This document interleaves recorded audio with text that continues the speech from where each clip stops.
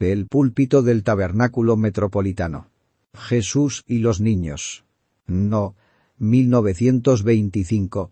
Sermón predicado la mañana del domingo 17 de octubre de 1886.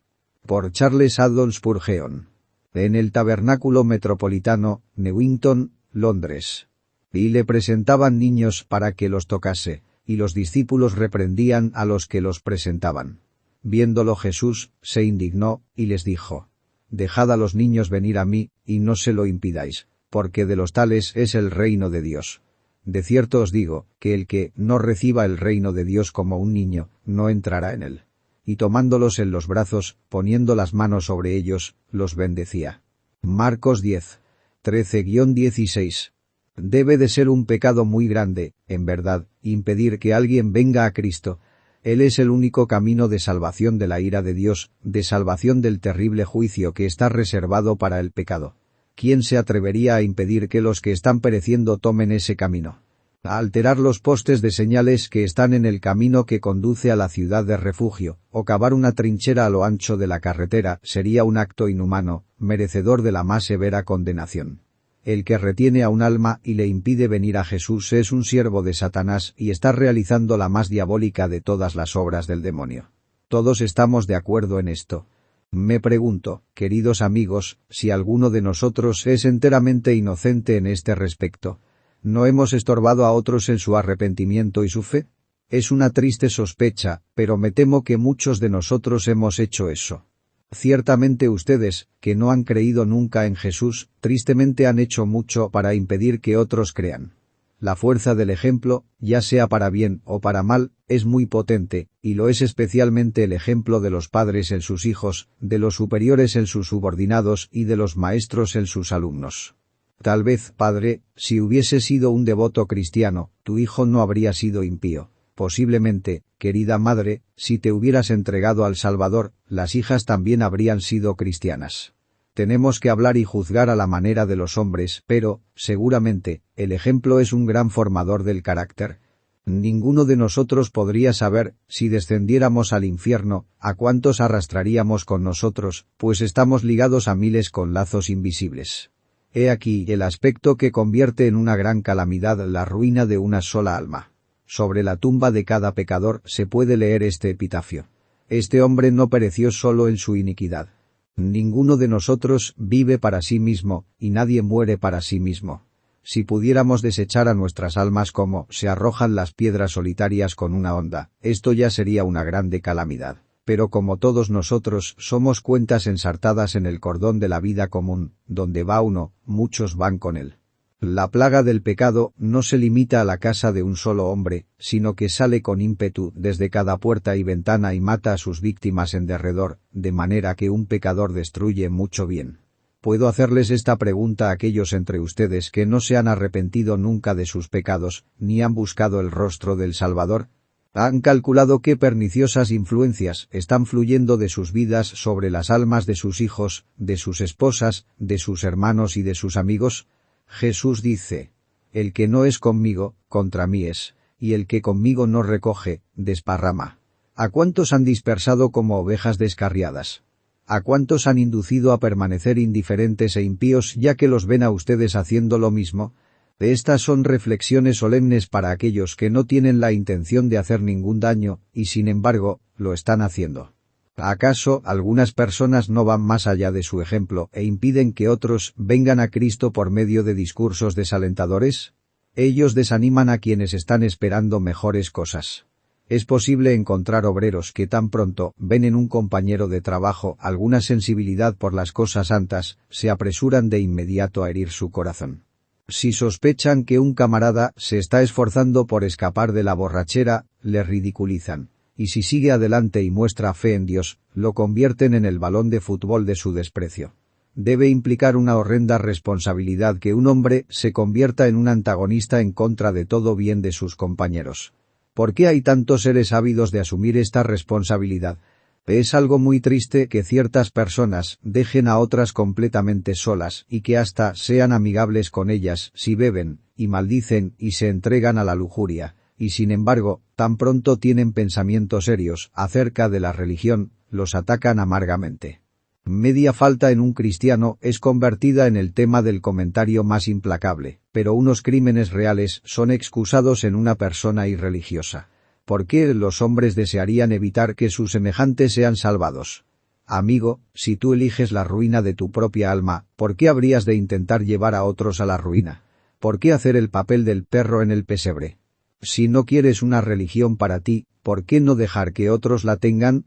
No puede representar ninguna ganancia para ti, ya sea en este mundo o en el mundo venidero, pararte como con un garrote a las puertas de la vida para ahuyentar a todos los que quisieran entrar por ellas.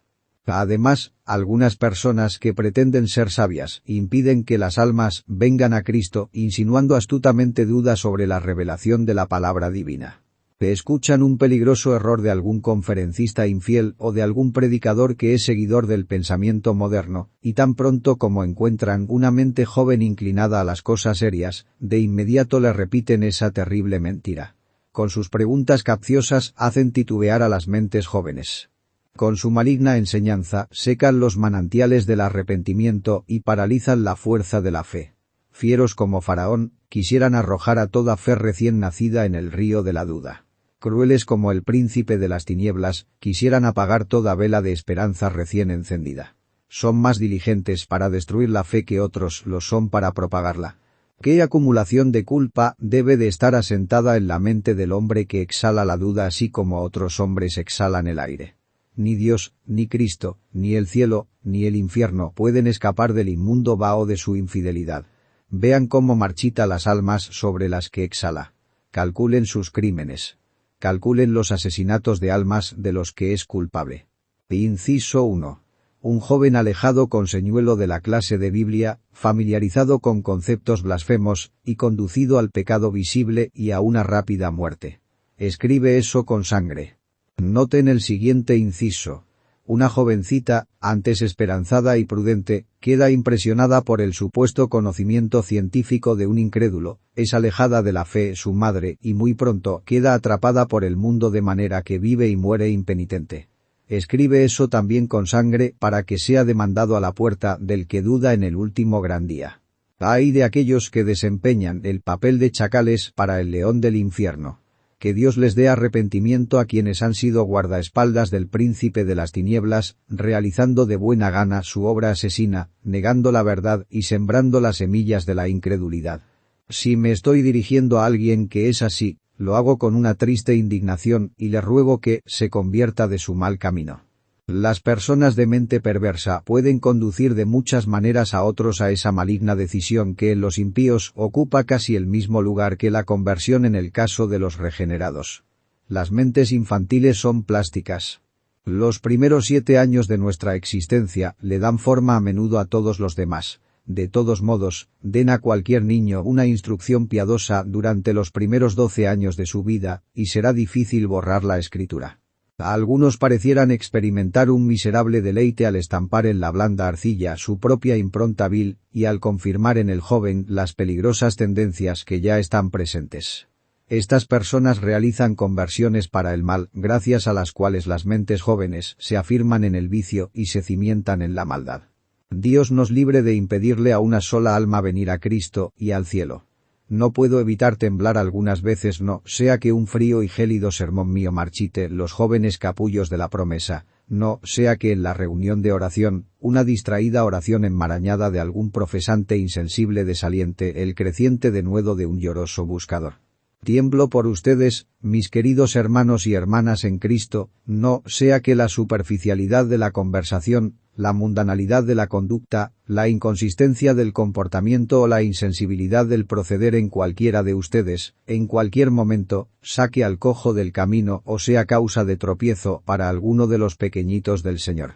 Señor, sálvame de ser un participante en los pecados de otros hombres, y especialmente de ser en alguna medida la causa de la destrucción de otro hombre. O estar limpio de la sangre de todos los hombres.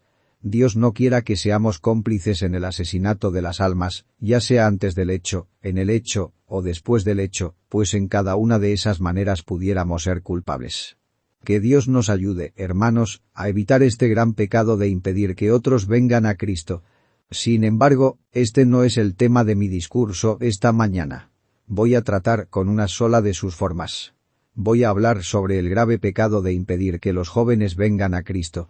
Primero, describámoslo. En segundo lugar, observemos sus resultados. En tercer lugar, veamos cómo Jesucristo lo condena. Y luego, por último, tomemos una sugerencia de la doctrina que nuestro Señor expone incidentalmente. Pudiera ser que el Señor bendiga esto para nuestras almas. Y describamos este pecado de impedir que los niños vengan a Cristo. Primero, puedo decir al respecto que es muy común. Tiene que ser común, pues de lo contrario no se habría encontrado entre los 12 apóstoles.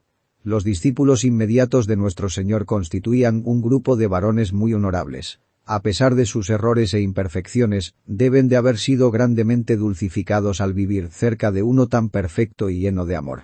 Yo deduzco, por tanto, que si estos varones que eran la crema de la crema reprendían a las madres que llevaban a sus niños a Cristo, tiene que ser una ofensa muy común en la Iglesia de Dios. Me temo que la frigidez glacial de este error se siente casi en todas partes. Yo no voy a hacer ninguna declaración que sea poco generosa, pero yo creo que, si se realizara una pequeña investigación personal, muchos de nosotros podríamos encontrarnos culpables en este punto, y podríamos ser conducidos a dar voces con el jefe de los coperos de Faraón. Me acuerdo hoy de mis faltas. Nos hemos gastado por la conversión de los niños tanto como lo hemos hecho por la conversión de los adultos. ¿Qué? ¿Me consideran sarcástico? ¿No se gastan ustedes por la conversión de nadie? ¿Qué debo decirles? Es terrible que el espíritu cainita entre en el corazón de un creyente y le haga decir, ¿soy yo acaso guarda de mi hermano? Es algo chocante que nosotros mismos comamos de la grosura y bebamos el vino dulce y dejemos que las famélicas multitudes perezcan. Pero díganme ahora, si es que se han preocupado por la salvación de las almas, ¿no pensarían que es algo demasiado trivial comenzar con niños y niñas? Sí, y su sentimiento es compartido por muchos. Esa falla es común. Sin embargo, yo creo que este sentimiento, en el caso de los apóstoles, fue causado por el celo por Jesús. Esos buenos hombres pensaban que, si llevaban niños al Salvador, eso provocaría una interrupción. Él estaba involucrado en una obra muy superior. Había estado confundiendo a los fariseos, instruyendo a las masas y sanando a los enfermos. ¿Podría estar bien que le importunaran con unos niños? Los pequeñitos no entenderían su enseñanza y no necesitaban de sus milagros. ¿Por qué debían ser traídos para que alteraran sus grandes obras? Por tanto, es como si los discípulos hubiesen dicho: llévense a sus niños, buenas mujeres.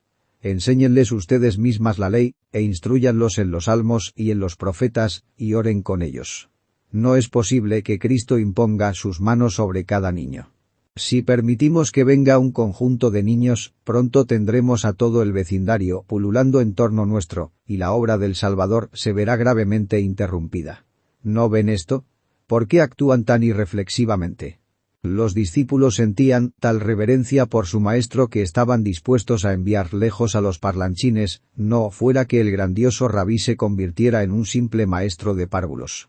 Esto pudiera haber sido celo por Dios, pero no conforme a ciencia.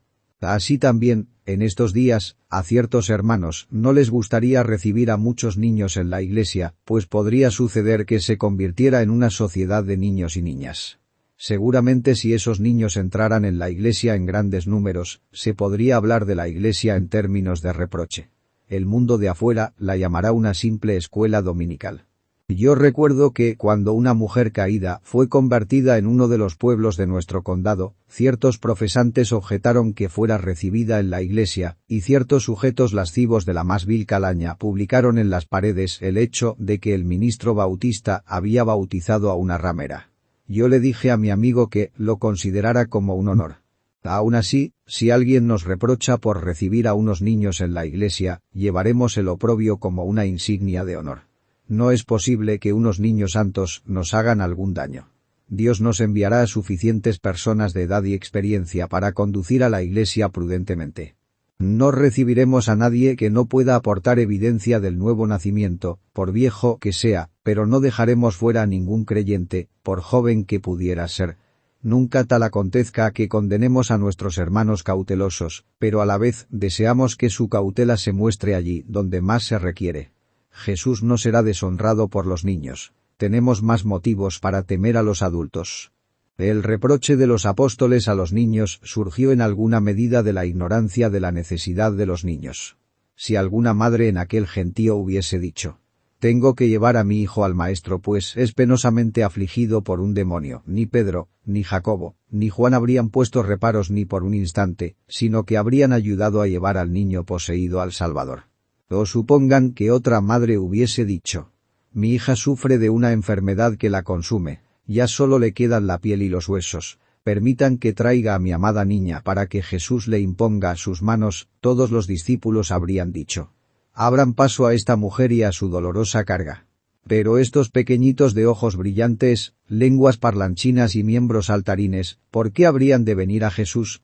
Amigos, ellos olvidaban que en esos niños, con todo su gozo, su salud y su aparente inocencia, había una grande y perentoria necesidad de la bendición de la gracia de un Salvador. Si aceptas la novedosa idea de que tus hijos no necesitan la conversión, que los hijos nacidos de padres cristianos son algo superiores a los otros, y que tienen algo bueno en su interior que solo necesita desarrollo, un gran motivo para tu devoto celo habría desaparecido. Créanme, hermanos, sus hijos necesitan que el Espíritu de Dios les dé nuevos corazones y espíritus rectos, o de lo contrario se descarriarán como lo hacen otros niños. Recuerden que sin importar cuán jóvenes sean, hay una piedra en el interior del pecho más joven, y esa piedra tiene que ser retirada o será la ruina del niño. Hay una tendencia al mal, aunque todavía no se haya convertido en acto, y esa tendencia necesita ser vencida por el poder divino del Espíritu Santo, haciendo que el niño nazca de nuevo. O que la Iglesia de Dios se deshiciera de la antigua idea judía que todavía tiene tanta fuerza a nuestro alrededor, es decir, que el nacimiento natural trae consigo privilegios del pacto. Ahora bien, aun bajo la antigua dispensación, había indicios de que la verdadera simiente no nacía según la carne, sino según el Espíritu, como en el caso de Ismael e Isaac, y Esaú y Jacob. Ni siquiera la Iglesia de Dios sabe que lo que es nacido de la carne, carne es, y lo que es nacido del Espíritu, Espíritu es. ¿Quién hará limpio lo inmundo? El nacimiento natural comunica la inmundicia de la naturaleza, pero no puede transmitir la gracia. Bajo el nuevo pacto se nos dice expresamente que los hijos de Dios no son engendrados de sangre, ni de voluntad de carne, ni de voluntad de varón, sino de Dios. Bajo el antiguo pacto, que era típico, el nacimiento según la carne concedía privilegios. Pero para entrar en el pacto de la gracia tienes que nacer de nuevo. El primer nacimiento no te trae nada, sino una herencia del primer Adán. Tienes que nacer de nuevo para que el segundo Adán sea tu cabeza. Dice alguien: pero está escrito: para vosotros es la promesa, y para vuestros hijos. Queridos amigos, nunca existió una más vil bribonería bajo el cielo que la cita de ese texto tal como es citado usualmente. Yo he oído que lo citan muchas veces para demostrar una doctrina que está muy alejada de aquello que claramente enseña. Si tomas la mitad de cualquier frase que un hombre exprese y dejas fuera el resto, puedes hacerle decir lo opuesto de lo que quiere decir. ¿Qué piensas que dice ese texto realmente? Vean Hechos 2:39. Para vosotros es la promesa, y para vuestros hijos, y para todos los que están lejos, para cuantos el Señor nuestro Dios llamare. Esta grandiosamente amplia declaración es el argumento sobre el cual está basada la exhortación. Arrepentíos, y bautícese cada uno de vosotros. No es una declaración de un privilegio especial para alguien, sino una presentación de gracia para todos los que están lejos, tanto para ellos como para sus hijos. No hay ni una sola palabra en el Nuevo Testamento para mostrar que los beneficios de la gracia divina son transmitidos en alguna medida por genealogía. Vienen cuantos el Señor nuestro Dios llamare, ya sea que sus padres sean santos o pecadores. ¿Cómo puede la gente tener el descaro de suprimir medio texto para hacer que enseñe lo que no es cierto? No, hermanos. Ustedes tienen que mirar tristemente a sus hijos como concebidos en pecado, formados en maldad, hijos de ira, lo mismo que los demás. Y aunque tú mismo pudieras pertenecer a una línea de santos, y rastrear tu linaje de ministro en ministro, incluyendo a todos los eminentes en la Iglesia de Dios, con todo, tus hijos ocupan por su nacimiento precisamente la misma posición que los hijos de otras personas. Así que tienen que ser redimidos de la maldición de la ley por la sangre preciosa de Jesús, y tienen que recibir una nueva naturaleza por la obra del Espíritu Santo. Son favorecidos al ser colocados bajo una educación piadosa y bajo la escucha del Evangelio, pero su necesidad y su pecaminosidad son las mismas que en el resto de la raza. Si piensan en esto, verán la razón por la que tienen que ser llevados a Jesucristo, una razón por la que deben ser llevados tan rápidamente como sea posible en los brazos de la oración y de la fe de ustedes, a aquel que es capaz de renovarlos. También, sin duda, este sentimiento de que los niños no pueden venir a Cristo podría derivarse de una duda acerca de su capacidad de recibir la bendición que Jesús puede dar. Con respecto a este tema, si fuera a tratar en este momento únicamente con hechos y no con una simple opinión, podría pasar la mañana entera dándoles detalles de niños con quienes he conversado personalmente, algunos de ellos niños muy pequeños en verdad. Voy a decir, en general, que tengo más confianza en la vida espiritual de los niños que he recibido en esta iglesia que la confianza que tengo en la condición espiritual de los adultos recibidos. Iré todavía más lejos, y diré que he encontrado usualmente un conocimiento más claro del Evangelio y un amor más ardiente por Cristo en los niños convertidos que en los adultos convertidos. Voy a sorprenderlos aún más diciendo que me he encontrado algunas veces con una experiencia espiritual más profunda en niños de 10 y 12 años de la que me he encontrado en ciertas personas de 50 o 60 años. Reza un viejo proverbio que algunos niños nacen con barbas. Algunos muchachos son hombrecitos y algunas muchachas son viejas mujercitas. No pueden medir la vida de ninguno de nosotros por nuestras edades. Conocí a un muchacho que, cuando tenía 15 años, a menudo oía decir a viejos cristianos: el muchacho tiene 60 años de edad. Habla con mucho discernimiento de la verdad divina. Yo creo que este jovencito a los 15 años de edad sabía mucho más de las cosas de Dios y de la aflicción del alma que cualquier otra persona a su alrededor, sin importar cuál pudiera ser su edad. Yo no podría decirles por qué es así, pero yo sé que así es, que algunos son viejos cuando son jóvenes, y algunos están muy verdes cuando son viejos. Algunos son sabios cuando tú esperarías que fueran de otra manera, y otros son muy insensatos cuando habrías podido esperar que hubieran abandonado ya su locura. Oh, queridos amigos, no hablen de la incapacidad de un niño para arrepentirse. Conocí a una niña que se dormía llorando durante meses seguidos bajo un aplastante sentido de pecado.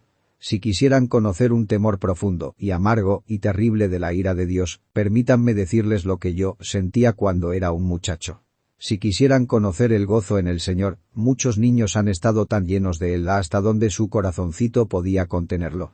Si quieres saber qué es la fe en Jesús, no tienes que mirar a quienes han sido confundidos por la jerga herética de los tiempos, sino a los queridos niños que le han tomado la palabra a Jesús, y han creído en él y le han amado, y por tanto, saben que son salvos y están seguros de ello.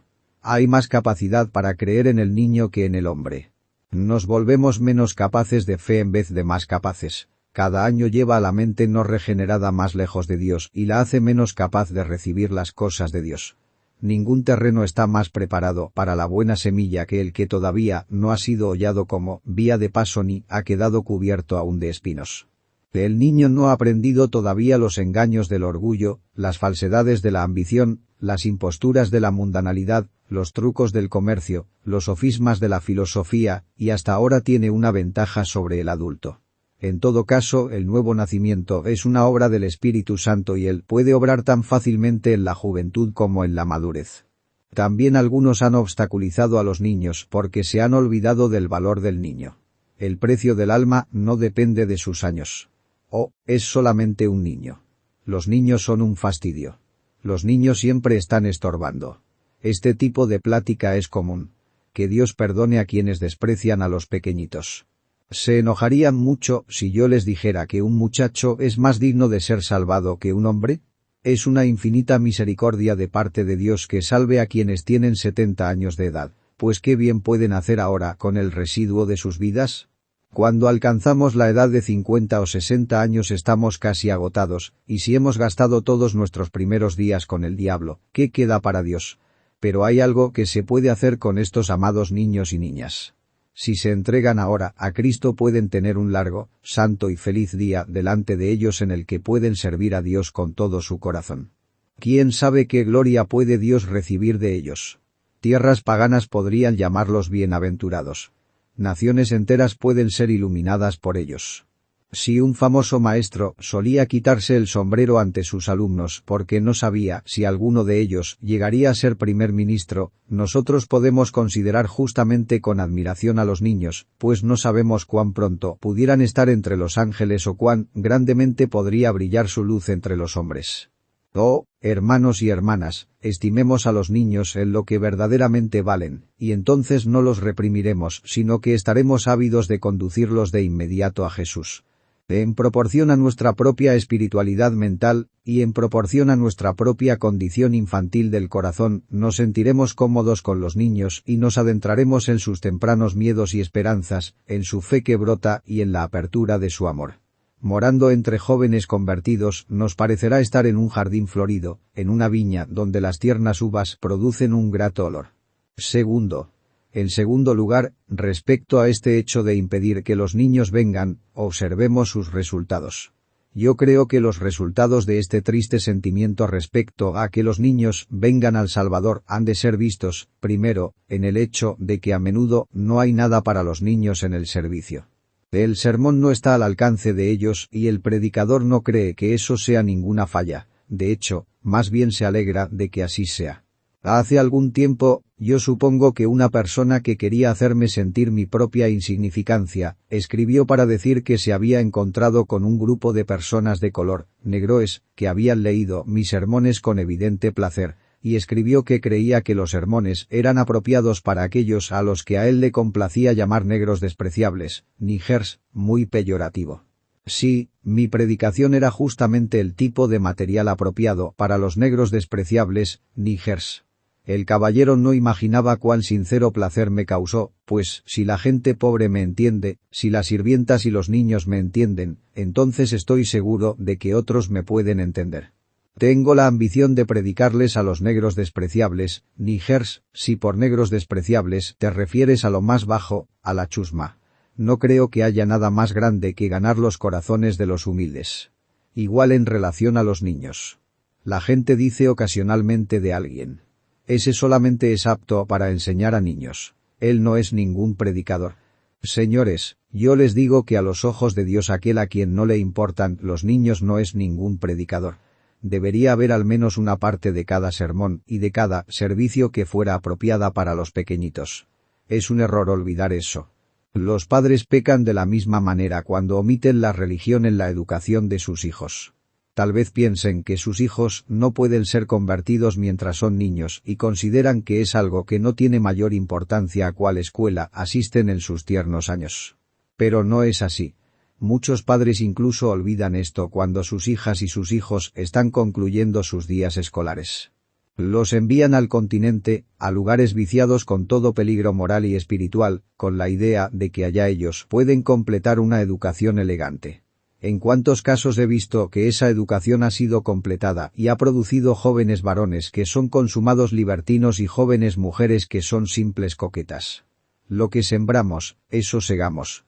Esperemos que nuestros hijos conozcan al Señor. Desde el principio integremos el nombre de Jesús a su abecedario. Sería bueno que lean sus primeras lecciones en la Biblia.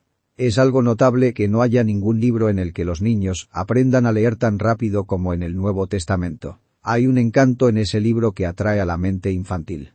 Pero, oh, queridos amigos, como padres no seamos culpables nunca de olvidar la educación religiosa de nuestros hijos, pues, si lo hiciéramos, podríamos ser culpables de la sangre de sus almas. Otro resultado es que en muchas de nuestras iglesias y congregaciones no se espera la conversión de los niños. Quiero decir que no esperan que los niños sean convertidos como niños. La teoría es que si podemos inculcar en las mentes jóvenes principios que pudieran demostrar ser útiles para ellos en años posteriores, habremos hecho mucho. Pero convertir a los niños en tanto que niños y considerarlos tan creyentes como sus mayores, es visto como algo absurdo. A este supuesto absurdo me adhiero con todo mi corazón. Yo creo que el reino de Dios es de los niños, tanto en la tierra como en el cielo. Es un sagrado gozo para mí, el jueves por la noche, observar a ciertos niños y niñas que han asistido con gran regularidad durante mucho tiempo a la reunión de oración del pastor. A algunos de ustedes, personas de avanzada edad, no vienen ni oran por su pastor, Pero estos niños sí lo hacen, pues aman a su pastor, y él, por su parte, valora grandemente sus oraciones. Feliz es la iglesia que es adornada y bendecida por las oraciones de los amados niños que aprenden pronto a clamar al grandioso Padre pidiendo que su nombre sea santificado y que venga su reino. Esperamos ver que los niños sean convertidos, y en efecto, lo vemos. Otro resultado negativo es que no se cree en la conversión de los niños. Algunas personas suspicaces siempre afilan un poco sus dientes cuando se enteran de un niño recién convertido. Siempre querrán darle un mordisco, si pueden.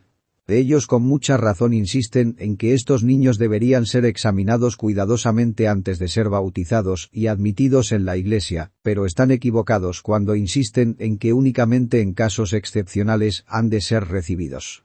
Estamos completamente de acuerdo con ellos en cuanto al cuidado que hay que ejercer, pero el cuidado debería ser el mismo en todos los casos, y ni más ni menos en los casos de los niños. Yo le doy gracias a Dios porque la mayoría de esos queridos niños que han sido añadidos a esta iglesia podrían superar un rígido examen en materia doctrinal y se compararían favorablemente con las personas mayores. Pero aún así, me parece algo muy duro que se espere de ellos un alto grado de conocimiento. Cuán a menudo la gente espera ver en los niños y en las niñas el mismo comportamiento solemne que se aprecia en las personas mayores. Sería algo muy bueno para todos nosotros si nunca hubiéramos dejado de ser niños y niñas, pero que hubiéramos agregado a todas las excelencias de un niño las virtudes de un hombre. Ciertamente no es necesario matar al niño para hacer al santo.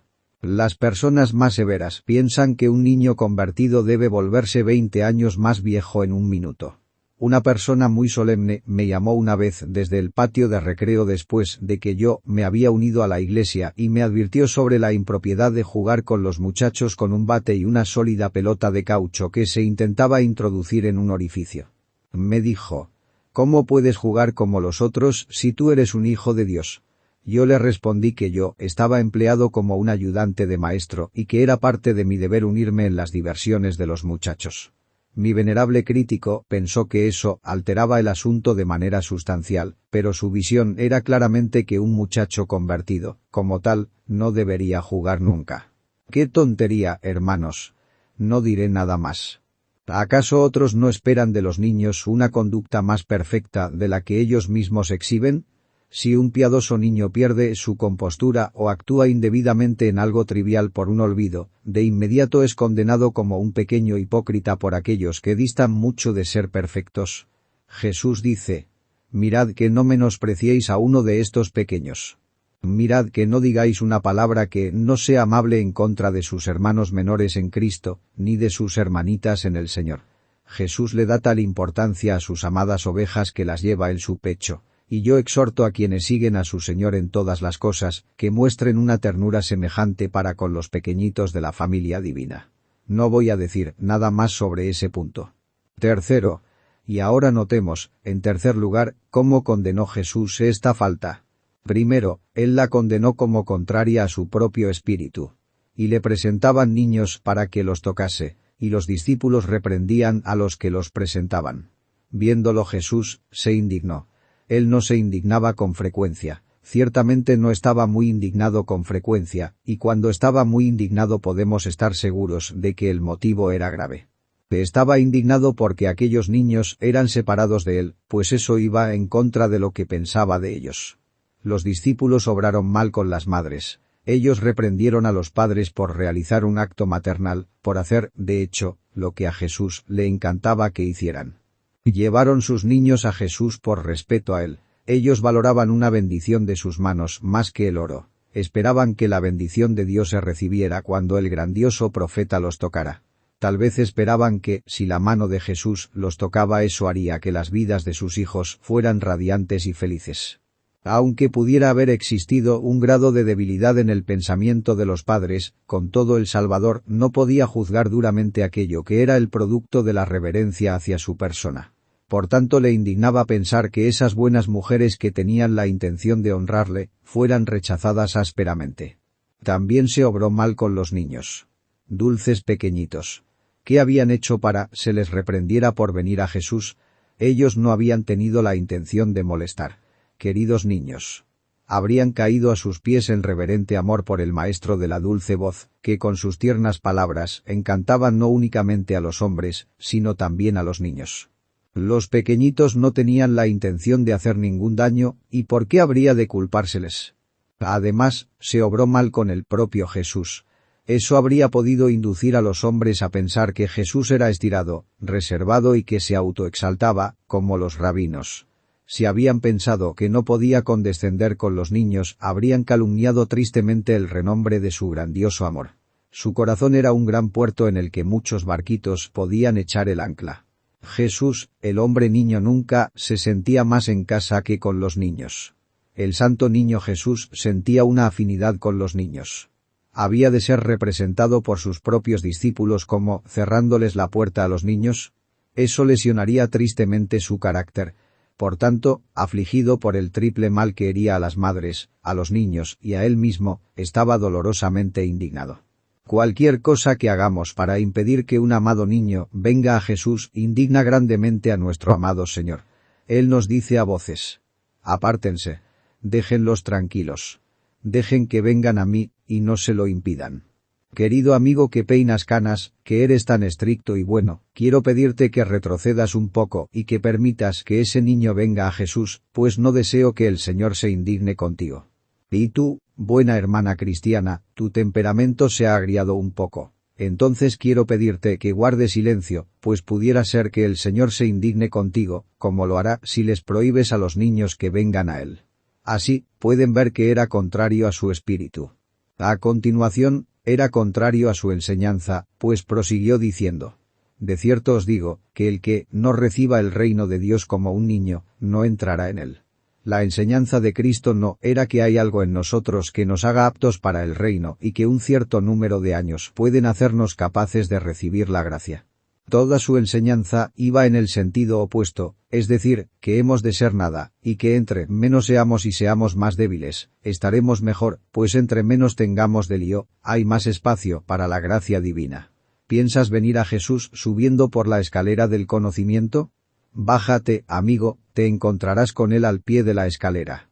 ¿Piensas alcanzar a Jesús arriba de la empinada colina de la experiencia? Bájate, querido escalador. Él está en la llanura. Oh, pero cuando sea viejo entonces estaré preparado para Cristo. Quédate donde estás, joven amigo. Jesús se encuentra contigo a la puerta de la vida. Nunca fuiste más apto para encontrarte con Él que justo ahora. Él no te pide nada, excepto que seas nada y que Él sea todo en todo para ti. Esa es su enseñanza. Y enviar de regreso al niño porque no tiene esto o aquello va en contra de la bendita doctrina de la gracia de Dios. Además, era completamente contrario a la práctica de Jesucristo. Él les hizo ver esto, pues tomándolos en los brazos, poniendo las manos sobre ellos, los bendecía. A lo largo de toda su vida no hay nada en él que revele rechazo o repulsa.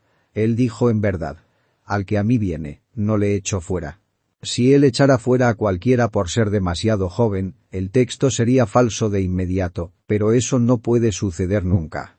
Él recibe a todos los que vienen a él. Está escrito: este a los pecadores recibe, y con ellos come.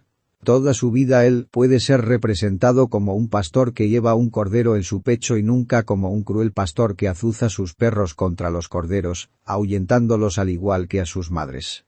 No tengo ni tiempo ni fuerzas para decir más, y debo concluir con un simple vistazo a nuestro último punto. Cuarto, tomemos la sugerencia que Jesús da a quienes quisieran venir a él. De cierto os digo, que el que no reciba el reino de Dios como un niño, no entrará en él. ¿Cómo desearía que toda mi congregación viniese y recibiese a Cristo tal como un niñito lo recibe?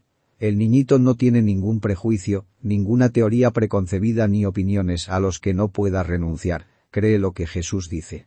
Tú tienes que venir de la misma manera para aprender de Cristo. Me temo que sabes muchísimo.